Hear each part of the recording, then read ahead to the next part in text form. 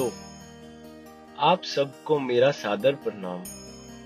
पहले के 2 वीडियो में हमने सौंदर्य लहरी के पहले और दूसरे श्लोक के उच्चारण, यंत्र और महत्व को जाना। अब हम आगे बढ़ते हुए तीसरे श्लोक को समझेंगे। तीसरे श्लोक का उच्चारण इस प्रकार है: अविद्यानाम अन्तस्तिमिर मिहिरद्वीप नगरी जडानाम चैतन्यस्तबक मकरंद श्रुति झरी दरिद्रानाम चिंतामणि गुणनिका जन्म जलध्यो निम्ग्राणाम दंष्टा मुर्रिपुवरास्य भवति। दूसरे श्लोक में हमने माता रानी के चरण कमलों की रज या धूल का महत्व को समझा।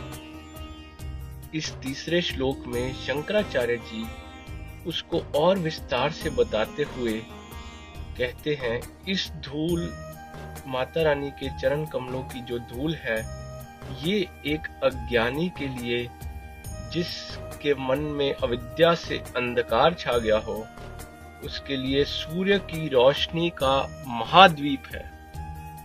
It's like an island of sun who has darkness in his inner conscious। और एक मूढ़ या मूर्ख इंसान के लिए डल विटेड, जड़ा नाम जो डल विटेड है, उसके लिए एक ज्ञान बुद्धिमता का झरना है।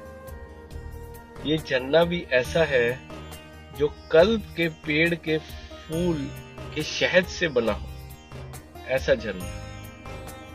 जो दरिद्र या गरीब है, उसके लिए ये एक माला है, रत्नों की माला। ऐसे रत्न जो हर इच्छा की पूर्ति कर दे। It's like a garland of wish fulfilling jewels. Mata Rani की करुणा तो ऐसी है भक्तों कि मांगने से कई गुना अधिकतम देती है। जो हमारी ही तरह जन्म मरण के भव सागर में डूबे हुए हैं, जन्म जलद्यो निम्ग्रा नाम, उनके लिए ये धूल वरा भगवान के दांतों के समान है। दंष्टा मुर्रिपु वरास्य भवति, जिन्होंने रसातल में डूबी हुई पृथ्वी को बाहर निकाल दिया। ऐसे ही भव सागर से माता रानी के चरण कमल हमें पार कर देंगे। जय माता रानी। इस अभी आगे इस श्लोक का यंत्र है क्लीम, उसमें भी क्लीम है, जैसे कि मैंने क्लीम को पहले समझाया। एक triangle facing downwards and one triangle facing upwards. There is an intersection and क्लीम वर्ड रिटन इन सेंटर। एक त्रिकोण है जो उल्टा बना हुआ है और त्रिकोण जो ऊपर की तरफ बना हुआ है, उसमें क्लीम लिखा है शब्द। तो ये फेसिंग डाउनवर्ड्स हमने समझा, जो पहले माता रानी के चरणों की धूल या धरती का भी सिंबल है। Earth, it's a symbol of earth. And जो नीचे ट्रायंगल है, उसको वाटर का भी सिंबल माना जाता है। तो हमने ये तीसरे जो श्लोक में हमने इसका मतलब समझा, जैसे कि आइलैंड ऑफ सन, जो सूर्य का तेज है एक अग्नि की तरह।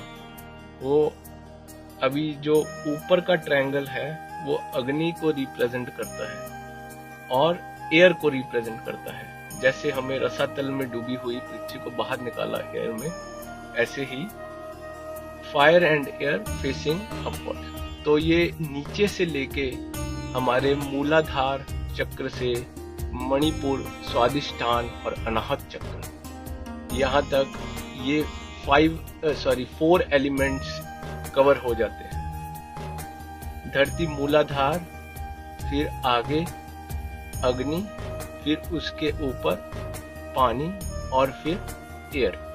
तो हमें अनाहत चक्र यानी अपने हृदय में माता रानी की चरणों की धूल को रखकर इस यंत्र को भी 1000 बार हमें इसका उच्चारण करना चाहिए, ये श्लोक का उच्चारण। इस यंत्र को अपने भ्रू मध्य, अपने सेंटर ऑफ द आईज में समझ के माता रानी के चरण की धूल में ध्यान करके हमें 1000 बार इसका साधक को साधना करनी चाहिए प्रतिदिन 21 दिन तक। फिर ये श्लोक सिद्ध हो जाता है। इसका लाभ भक्तों ये है, ये इससे करने से वैदिक नॉलेज या विजडम की प्राप्ति होती है। जैसे कि हमने समझा अविद्या नाम, अविद्या जो नाम है या जड़ा नाम, जो डल विटेड है, जो इग्नोरेंट है, उसके लिए ये एक रोशनी है,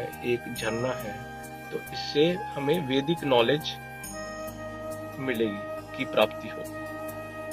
अब हम आगे का वीडियो में 4th श्लोक डिस्कस करेंगे। धन्यवाद।